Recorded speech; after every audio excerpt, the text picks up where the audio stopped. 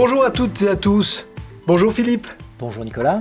Alors Philippe, aujourd'hui, j'aimerais que l'on aborde le business plan. Puisque dans le cadre de mon dossier de créateur, il m'a été demandé un business plan. Mais qu'est-ce que c'est et à quoi ça sert ? Alors ce business plan, bon nombre de candidats vont le faire pour le banquier. Ils vont avoir cette approche-là, je le fais pour quelqu'un d'autre, pour solliciter une enveloppe auprès d'un organisme bancaire, quel qu'il soit. Or, il est obligatoire. Il est obligatoire pour se faire octroyer un emprunt. Mais avant de faire ce business plan pour le banquier, c'est indispensable, hein, mais avant, le candidat doit le faire aussi pour lui. Hein. Il ne faut pas qu'il oublie qu'il trace noir sur blanc la feuille de route de son office. C'est ça. C'est en fait son projet d'entreprise qu'il matérialise ? Absolument, oui. Absolument. Pour lui, et puis aussi pour solliciter un prêt auprès d'une banque. Mais alors, est-ce que ça signifie que le business plan est le même pour tous ?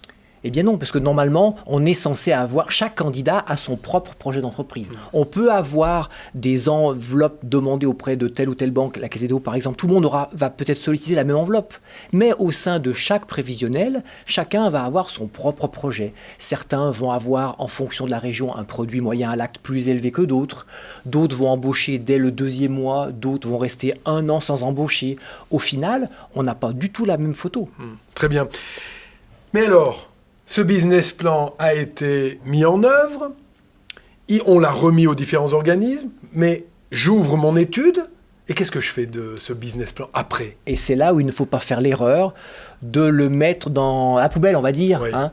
L'idée, c'est bel et bien de le faire vivre, ce prévisionnel, de régulièrement aller le reprendre, le réajuster, car dans les mois qui suivent la création, je vais peut-être changer un peu de fusil d'épaule en matière de stratégie. J'avais envisagé d'embaucher tardivement. Peut-être que je vais l'anticiper. J'avais envie de ne pas me développer sur telle activité.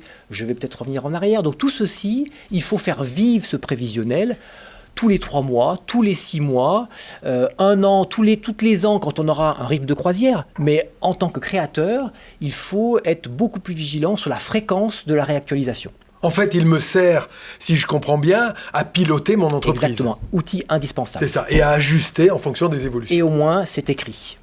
Merci Philippe pour ces explications. Je vous propose de nous retrouver sur notre site fiducial.fr, rubrique notaire création d'office. Et bien entendu, si vous souhaitez nous poser une question, nous aurons grand plaisir à y répondre, Philippe et moi, à l'adresse que vous trouvez au bas de votre écran. En attendant, un grand merci Nicolas. à tous et à Philippe, et à très bientôt. Au revoir. Au revoir.